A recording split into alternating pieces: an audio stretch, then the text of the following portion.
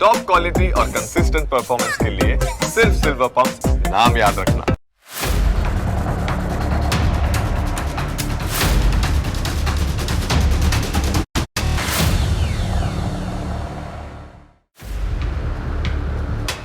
નમસ્કાર, હું Janak Dave. Full stop news analysis પ્રોગ્રામમાં આપનું સ્વાગત છે.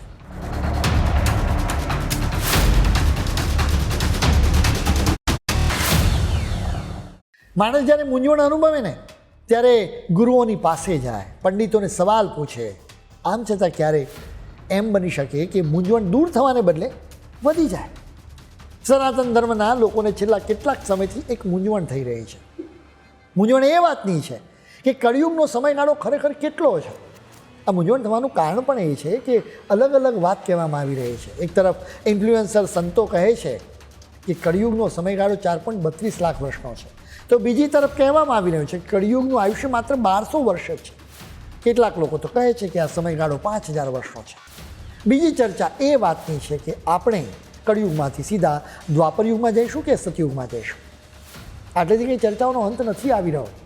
એવી પણ ચર્ચા છે કે કલ્કી અવતાર ક્યારે ધરતી પર આવશે. કેટલાક લોકો કહે છે કે કલ્કી અવતાર તો ધરતી પર આવી ચૂક્યા છે. આવા સવાલોના લીધે જ આ આખી ચર્ચા ખૂબ જ મજેદાર બની છે. સૌથી પહેલાં અમે જુદા જુદા સંતોએ શું કહ્યું ને એ વિશે જણાવીશું, જેને સાંભળીને કદાચ તમને મૂંઝવણ થઈ શકે છે. સૌથી મોટો સવાલ એ છે કે આ મૂંઝવણ કેવી રીતે દૂર થઈ શકે. એનો પણ એક ઉકેલ છે, અને આ ઉકેલ છે વેદ વ્યાસ દ્વારા રચવામાં આવેલો મહાભારત ગ્રંથ. મહાભારતના પાનાઓ ફેરવતા પહેલાં જરા સંતોની વાત પર એક નજર કરવી પડે, જેમાં સૌથી પહેલાં બાબા બાગેશ્વરે શું કહ્યું હતું એ જાણીએ. બાબા બાગેશ્વરે વ્યાસપીઠ પર બેસીને કહ્યું હતું કે કળિયુગની ઉંમર છે 4,32,000 વર્ષ. કળિયુગ પોતાની ચરમસીમા પર આવશે.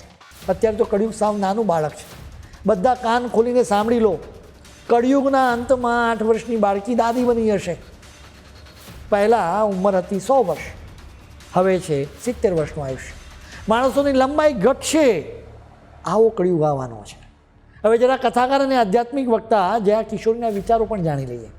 તેમણે એક પોડકાસ્ટમાં કહ્યું હતું કે કળિયુગ તો 4,32,000 વર્ષનો છે. હજુ તો માત્ર 5,000 વર્ષ જ પૂરા થયા છે. કળિયુગ હજી તો ખૂબ જ નાનો છે. એ તો માત્ર એક ડોટ જેવો છે. હવે તમે જરા વિચારો કે આ કળિયુગ યુવાનીમાં આવશે ત્યારે શું થશે. જોકે અત્યારે કળિયુગનું ડોટ મોટું થઈ રહ્યું છે. એટલા માટે જ અત્યારે લોકોને સમસ્યાઓ આવી રહી છે, તેમને ટેન્શન થઈ રહ્યું છે. કળિયુગનું આ સ્વરૂપ છે કે લોકો ભગવાનથી દૂર થઈ જશે. જોકે એક એકચ્યુઅલ કળિયુગ આવવામાં વાર લાગશે. તમને બાબા વાઘેશ્વર અને જયા કિશોરીના વિચારો તો લગભગ એક સરખા જ લાગ્યા હશે, પરંતુ દુનિયાભરમાં વિખ્યાત સદગુરુ તો કંઈક અલગ જ વાત કહી રહ્યા છે. તેઓ કહી રહ્યા છે કે કળિયુગ 2592 વર્ષ સુધી રહ્યો હતો. એ સમયગાળો પૂરો થઈ ગયો છે. એના પછી દ્વાપર યુગની પણ શરૂઆત થઈ ચૂકી છે.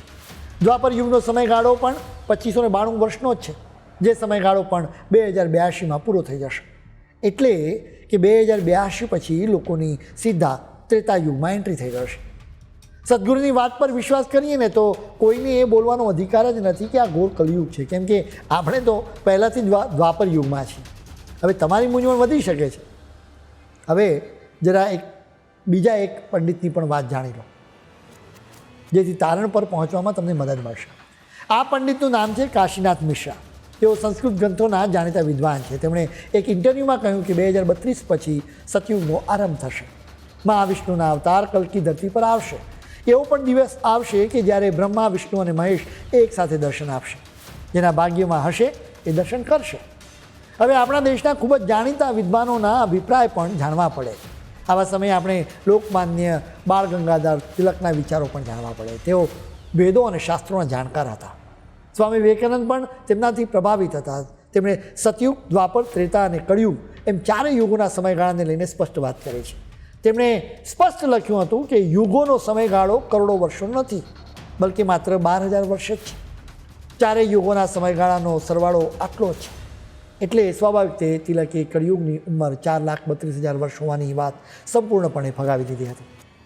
જૂનાગઢના સ્વામિનારાયણ મંદિરના આધ્યાત્મિક આચાર્ય શ્રી કૃષ્ણ વલ્લભાચાર્યે યુગોની ગણતરી પર એક સંશોધન રજૂ કર્યું હતું. તેમણે 1.26 લાખ લોકોનું મહાકાવ્ય લક્ષ્મીનારાયણ સંહિતા રચ્યું હતું, જે મહાભારત પછી દુનિયાનું બીજું સૌથી મોટું મહાકાવ્ય ગણાય છે. એ સિવાય તેમણે 44 બીજા મૌલિક ગ્રંથ પણ લખ્યા હતા. તેમણે પોતાના પુસ્તક અભિનંદનમાં વિસ્તારથી સમજાવ્યું છે કે ચારેય યુગોનું કુલ ચક્ર માત્ર 12,000 માનવ વર્ષનું જ છે. તેમણે દરેક યુગનો સમયગાળો, એ સમયે માણસોનું આયુષ્ય અને તેમના અનુભવ વિશે વિસ્તારથી લખ્યું છે. અનેક પંડિતો કહે છે કે કળિયુગનું આયુષ્ય માત્ર 1200 વર્ષનું જ છે. હવે મૂળ સવાલ પર આવીએ કે તો પછી બાબા બાગેશ્વરથી લઈને જયા કિશોરી સુધીના કથાકારો કેમ 4,32,000 વર્ષની વાત કરી રહ્યા છે? કદાચ અર્થઘટન ખોટું કરવામાં આવ્યું હોઈ શકે છે. આમ તો લોકમાન્ય તિલકે કહી દીધું એટલે વાત ફાઇનલ થઈ જવા જેવી જોઈએ. એમાં કોઈ જ મિનમેક ન હોય. આમ છતાં આપણે મહાભારત પર એક નજર કરીએ જેમાં ચારેય યુગ વિશે ઉલ્લેખ કરવામાં આવ્યો છે. મહાભારતના શાંતિ પર્વના 231મા અધ્યાય પર એક નજર કરવી જરૂરી છે. આ અધ્યાયના 12મા શ્લોકમાં ઉલ્લેખ છે કે 15 નિમેષની એક કાષ્ઠા હોય છે.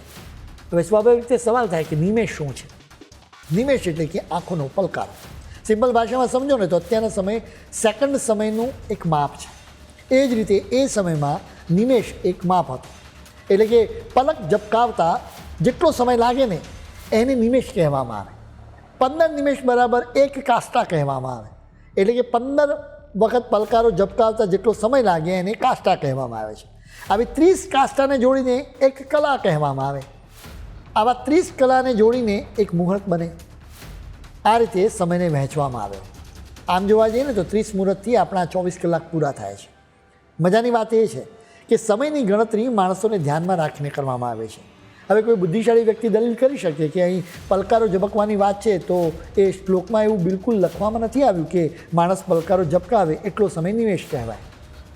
દેવતાઓ પલકારો ઝબકાવે એ સમયને પણ ધ્યાનમાં રાખવામાં આવ્યો હોઈ શકે. અનેક લોકોને આવો વિચાર આવી શકે છે. જોકે વેદવ્યાસે આગળ એનો પણ ખુલાસો તો કર્યો છે. હવે જરા તમે 17મા શ્લોક પર નજર કરો જેનાથી જ આખો ગૂંચવાડો ઊભો થયો છે. આ શ્લોકમાં લખવામાં આવ્યું છે કે મનુષ્યોનું એક વર્ષ દેવતાઓના એક દિવસ રાત બરાબર હોય છે. હવે જરા 18 અને 19મા શ્લોક પર પણ એક નજર કરવી પડે. આ 18 અને 19મા શ્લોકમાં વેદવ્યાસે સ્પષ્ટ લખ્યું છે કે આ પહેલાં મનુષ્યો માટે જે દિવસ રાત કહેવામાં આવ્યા હતા તેમની સંખ્યાના આધારે હવે હું સતયુગ, ત્રેતા, દ્વાપર અને કળિયુગની સંખ્યા કહી શકીશ. એટલે કે આમાં સ્પષ્ટ વાત છે કે માણસો માટેના દિવસ રાતના આધારે જ આ યુગોની સંખ્યા આપવામાં આવી છે. હવે સૌથી મહત્ત્વનું 20મા શ્લોક પર એક નજર કરવી પડે.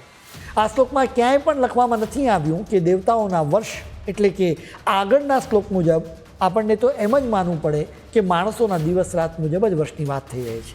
એ મુજબ જ યુગોની ગણતરી કરવામાં આવી રહી છે. આમ છતાં ગીતા પ્રેસ ગોરખપુરના શાંતિ પર્વના અનુવાદ પુસ્તકમાં એક ભૂલ રહી ગઈ. એમાં દેવતાઓના વર્ષની રીતે લખવામાં આવ્યું છે. અમે તમને એ શ્લોકનો શુદ્ધ ગુજરાતીમાં અનુવાદ કહીશું એટલે તમને એના વિશે સારી રીતે ખ્યાલ આવે. આ શ્લોકમાં પહેલા શબ્દો છે ચત્વાર યાહુ સહસ્ત્રાણી એટલે કે 4000 વર્ષ. વર્ષાણા એટલે વર્ષ. તત્કૃતમ યુગમ એટલે કે એ રીતે સતયુગ. એટલે કે પહેલી લાઈનનો અર્થ એ થાય છે કે 4000 વર્ષવાળો એ સતયુગ છે. એમાં ક્યાંય પણ લખવામાં નથી આવ્યું કે દેવતાઓના 4000 વર્ષ. આ સંસ્કૃત શ્લોકમાં દેવતાઓનો બિલકુલ ઉલ્લેખ જ નથી. આમ છતાં અનુવાદકે દેવતાઓના વર્ષ લખી દીધા છે. હવે તમે કહેશો કે દેવતાઓને અને માણસોના વર્ષ હોય તો ફરક શું પડે? અમે તમને કહ્યું એમ આપણું એક વર્ષ એટલે દેવતાઓનો એક દિવસ થાય. એટલે જ 4000 વર્ષને લોકોએ 360ની સાથે ગુણાકાર કરી દીધો. એટલે એ રીતે કહી દીધું કે સતયુગનો સમયગાળો 14 લાખ કરતાં વધારે છે. એ જ રીતે કળિયુગ માટે 4,32,000નો સમયગાળો કહેવામાં આવ્યો છે. સતયુગ પછી ત્રેતાનો સમયગાળો ઓછો છે. ત્રેતા પછી દ્વાપરનો સમયગાળો તો એનાથી ઓછો છે. એ જ રીતે એના કરતાં કળિયુગનો સમયગાળો ઓછો હોય. આ જ રીતે 29મા શ્લોકમાં સ્પષ્ટ લખવામાં આવ્યું છે કે ચારેય યુગનો કુલ સમયગાળો 12,000 વર્ષનો હોય છે. આટલી હકીકતોથી સ્પષ્ટ છે કે કળિયુગનો કુલ સમયગાળો 4,32,000 વર્ષ નહીં પરંતુ 1200 વર્ષ જ છે. હવે 1200 વર્ષનો આ સમયગાળો પૂરો થઈ ગયો છે કે નહીં એ હજુ ચર્ચાનો વિષય છે.